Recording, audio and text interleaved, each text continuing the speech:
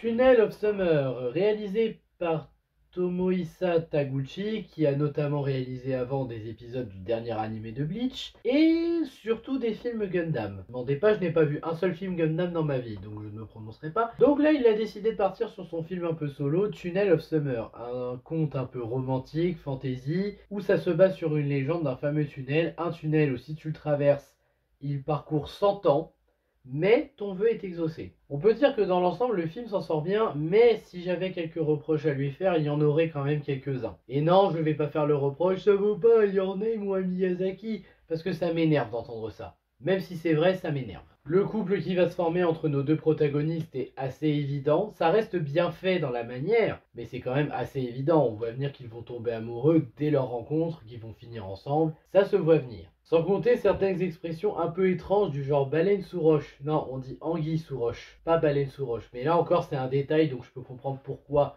ça me perturbe pas. Un scénario un peu classique dans une tension pas très efficace. Globalement, c'est ce qu'on retient du négatif du film. Dans le positif, c'est déjà un peu mieux. L'animation, les décors, les règles de l'univers par rapport à ce tunnel, une petite intrigue sur ce tunnel, un peu d'inattendu sur certaines motivations de nos personnages. Bon, des persos secondaires assez absents, mais en même temps, là, c'est pas comme si on leur donnait une once d'importance. Là, on se concentre vraiment sur Kaoru et sur Anzu. Les deux sont assez mignons, même leur relation elle évolue d'une assez belle manière avec le temps. Après il n'y a pas un côté c'est mieux que l'autre, même si on suit plus Kaoru parce qu'on comprend plus les raisons du fait qu'il ait perdu sa sœur, qu'il veut la retrouver grâce à ce vœu et ce tunnel, c'est compréhensible. Là où à côté, Anzu de son côté c'est un petit peu plus compliqué que ça. Les deux sont reliés par un élément important, être solitaire. Les deux sont solitaires à leur manière. L'un par la musique, il porte ses écouteurs en permanence et il a un père détestable. Je dirais pas exécrable parce qu'on voit qu'il aime quand même son fils, mais détestable quand même. De l'autre côté, Anzu, c'est vraiment quelqu'un qui a choisi la solitude et qui doute de ses capacités. Donc grâce à ce tunnel et ce vœu, elle espérerait retrouver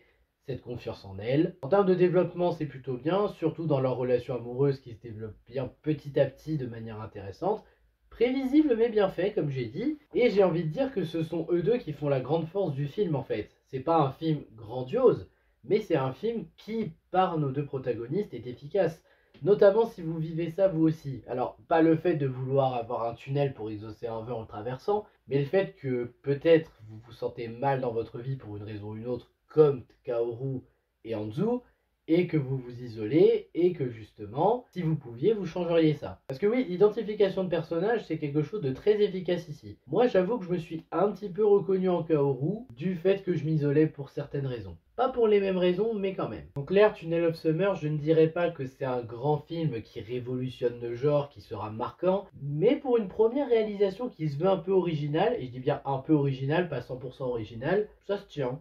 Visuellement, c'est agréable, la relation est bien développée, l'histoire avance bien de manière intéressante avec des bonnes évolutions. Je vous conseille de le voir si vous ne voulez pas un film d'animation japonais trop exigeant. Et je dis ça parce que oui, on a eu vraiment du grand qualitatif des fois. Là, on n'est pas face à du grand qualitatif, mais quand même à du bon. Donc si on pouvait défendre ce bon, ça serait bien. Pas révolutionnaire encore une fois, mais au moins bon. C'est tout ce que je peux réellement dire. Voilà, avis rapide bordélique. Normalement, ça sera plus comme ça à l'avenir. Du moins, on va essayer de faire en sorte que ça soit pas comme ça à l'avenir. Je vous remercie d'avoir regardé. N'hésitez pas à liker, à partager, à vous abonner. Et je vous dis à bientôt pour de meilleures critiques et de prochaines vidéos. Ciao!